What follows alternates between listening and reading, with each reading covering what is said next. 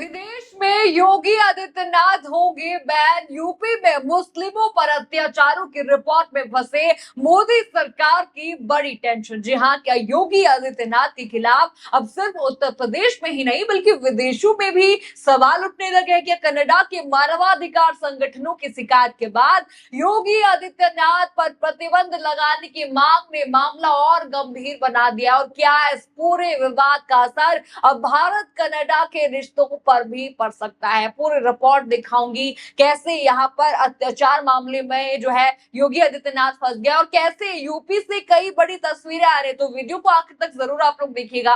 नमस्कार, मैं हूं राधा राणा और आप देख रहे हैं प्यार भी। दोस्तों देखिए, भारत देश में तो योगी आदित्यनाथ के खिलाफ कई आरोप लगे, कई याचिकाएं तक दाखिल की गई है, लेकिन दोस्तों अब खबर है विदेश में भी योगी आदित्यनाथ का नाम लिया जा रहा है। लेकिन दोस्तों बता दूं, तारीफों के लिए नहीं लिया जा रहा है। योगी आदित्यनाथ पर प्रतिबंध लगाने की मांग की जा रही है। जी हां, प्रतिबंध लगाने की खबर है।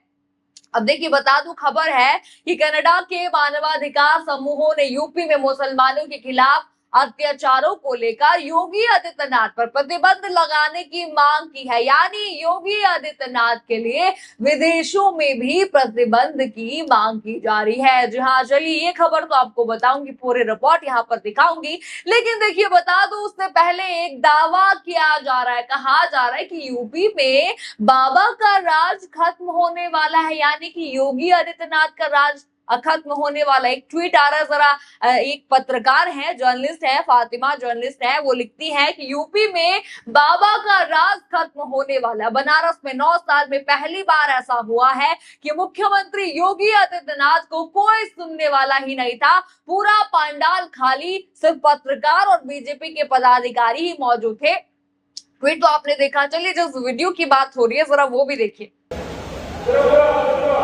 पहली बार ऐसा हो रहा है कि सीएम के मंच पर रहते ही पूरी पंडाल खाली हो चुकी है। ये है, और खुद अभी सीएम मौजूद है।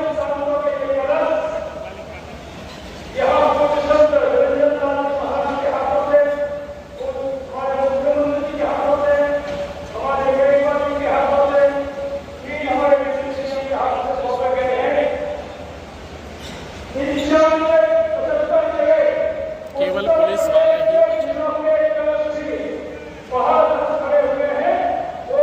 देखा आपने वीडियो, पूरा पंडाल यहाँ पर खाली। मंच पर योगी जी हैं, बीजेपी के कई नेता हैं, पत्रकार वहां पर दिख रहे हैं, लेकिन नीचे कोई भी नहीं है। सारी की सारी कुर्सियां वहां पर खाली नजर आ रही है। अब देखिए, कहीं ना कहीं इन पत्रकार की बात सच होती यहाँ पर दिखाई दे रही, क्योंकि पहले ऐसा कभी नहीं देखा गया था कि उनकी जनसभा में लोग ना आए हो। लेकिन देखिए दोस्तों, अब ये वीडियो और ट्वीट बहुत कुछ यहाँ पर कह रहा। सवाल है कि क्या सच में योगी आदित्यनाथ का राज खत्म होने वाला है? खैर देखिए दोस्तों, ये तो देश के उनके ही राज्य के हाल मैंने आपको बताए। लेकिन अब आते हैं खबर पर कि अब विदेशों में भी योगी आदित्यनाथ को नकारा जा रहा है, प्रतिबंध लगाने की मांग हो रही है। जहां सबसे पहले बड़ी हेडलाइन स्क्रीन पर देखिए, कनाडा के अधिकार समूहों ने यूपी में मुसलमानों के खिलाफ कथित अत्याचारों को लेकर योगी आदित्यनाथ और अन्य पर प्रतिबंध की मांग की।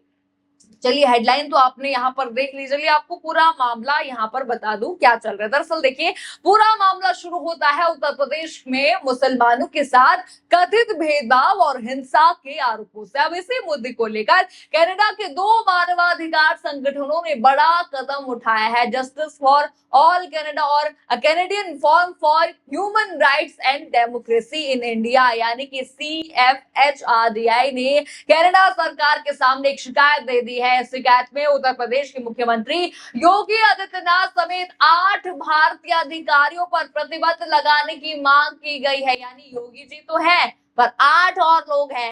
अब देखिए, इन संगठनों का आरोप है कि उत्तर प्रदेश में मुसलमानों के खिलाफ लंबे समय से पुलिस की मारपीट, कथित फर्जी मुठभेड़, हिरासत में यातना, बड़ी संख्या में गिरफ्तारियां और मकान गिराने जैसे कार्रवाई की गई है। यानी बुलडोजर का एक्शन। इन्हीं आरोपों के आधार पर संगठनों ने कनाडा सरकार से कहा है कि वो पूरे मामले की जांच करे और अगर आरोप सही पाए जाते हैं तो इन अधिकारियों पर कनाडा में प्रतिबंध लगाया जाए। इस शिकायत में योगी आदित्यनाथ के अलावा कुछ मौजूदा और पूर्व वरिष्ठ पुलिस अधिकारियों के नाम भी बताए गए हैं। आप देख चुके, यानी सिर्फ योगी ही नहीं है, और भी कई लोग फंसे हैं, पुलिस अधिकारी तक शामिल हैं। अब सवाल है कि अगर इन संगठनों ने कनाडा से ही कार्रवाई की मांग यहाँ पर क्यों की है?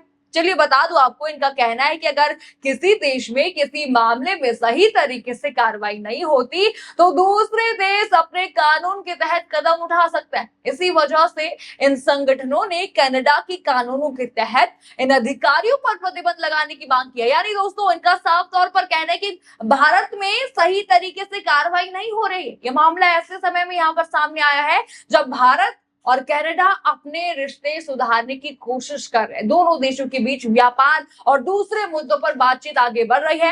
ऐसे में इन संगठनों का कहना है कि कनाडा को भारत के साथ रिश्ते मजबूत रखते समय मानवाधिकार के मुद्दे को भी ध्यान में रखना चाहिए।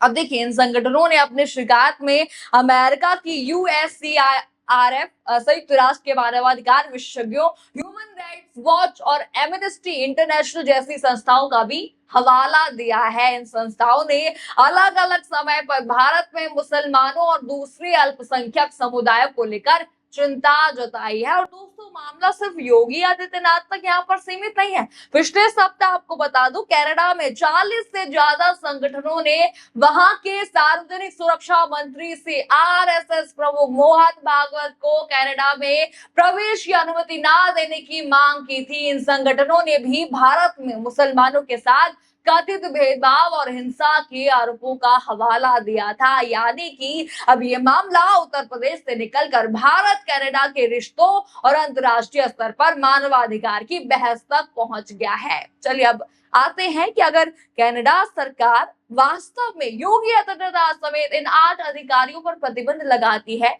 तो क्या हो सकता है। अब देखिए, ये भी बता दूं क्या क्या हो सकता है। सबसे पहले, इन अधिकारियों की कनाडा में मौजूद संपत्ति या बैंक खातों पर रोक लग सकती है। इनके साथ कनाडा के लोगों और कंपनियों के आर्थिक लेन देन पर पाबंदी लग सकती है। इसके अलावा इन अधिकारियों के कनाडा जाने पर रोक लग सकती है या उनका कनाडा में प्रवेश मुश्किल हो सकता है। लेकिन इसका असर सिर्फ इन अधिकारियों तक सीमित नहीं रहेगा। अब देखिए, अगर कनाडा ऐसा कदम यहाँ पर उठाता है तो भारत की तरफ से भी कड़ी प्रतिक्रिया आ सकती है। भारत कनाडा के इस फैसले का विरोध कर सकता है, जो कि करेगा ही, और इससे भारत की आंतरिक मामलों में दखल बता सकता है।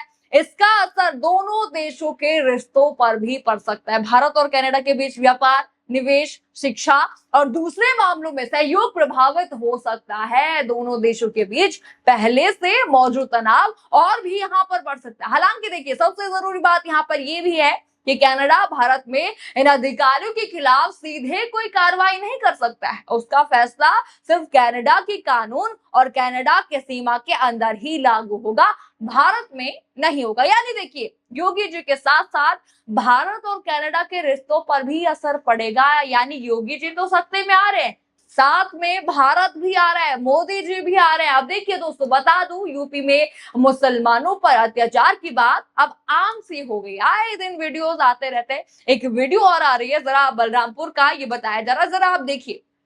छोड़ो यार, तुम लोग छोड़ो भैया। अरे यार, अब हम गिरा जाओ मोटरसाइकिल। ए देखो यार, यहाँ झगड़ा करे, छोड़ो।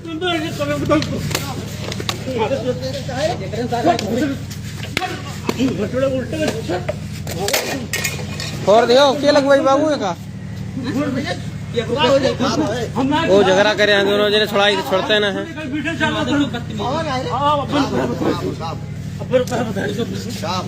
देखा आपने, बता दूं, बलरामपुर उत्तर प्रदेश का ये वीडियो है। पेट्रोल भरवाने के दौरान हुए एक मामूली विवाद के बाद तुलसीपुर में एक मुस्लिम व्यक्ति पर बेरहमी से हमला किया गया। हमलावरों ने उसकी बेरहमी से पिटाई की, उसकी दाढ़ी खींची गई, उसकी टोपी जमीन पर फेंक दी गई और उससे अपमानित करने के उद्देश्य से उसके चेहरे को बेनकाब कर दिया गया। ये हो रहा है भारत में, यूपी में मुसलमानों के साथ। अब देखिए दोस्तों, मुसलमानों पर ये मुद्दा अब सिर्फ भारत में ही नहीं बल्कि विदेशों में भी उठ रहा है। और बड़ी बात यहाँ पर यह है कि प्रतिबंध लगाने की मांग की जा रही है योगी आदित्यनाथ पर। 8 और लोग हैं, RSS पर भी पहले हो चुकी है। अब देखिए, यहाँ पर योगी आदित्यनाथ सत्ते में आ रहे हैं, मोदी जी भी आ चुके हैं, और देखिए किस तरह से भारत और कनाडा के रिश्तों पर भी फर्क यहाँ पर पड़ सकता है। अब देखिए, सबसे बड़ा सवाल यहाँ पर यही है, क्या कनाडा इन संगठनों की शिकायत पर वास्तव में कोई कार्रवाई करेगा? क्या योगी आदित्यनाथ समेत जिन अधिकारियों के नाम शिकायत में दिए गए हैं उन पर प्रतिबंध लगाया जाएगा? अब देखिए, आपको क्या लगता है, क्या कनाडा को इस मामले में कार्रवाई करनी चाहिए या भारत के आंतरिक मामलों में बाहरी हस्तक्षेप उनको नहीं करना चाहिए? आपको क्या लगता है, क्या योगी आदित्यनाथ पर बैन लगेगा या लगना चाहिए? आपको जो भी लगता है अपनी राय हमें कमेंट बॉक्स में जरूर बताइए। खबर आपको पसंद आई हो तो वीडियो को लाइक करें, शेयर करें और चैनल को सब्सक्राइब करना बिल्कुल मत भूलिएगा और बने रहिए पीआरबी के साथ। धन्यवाद।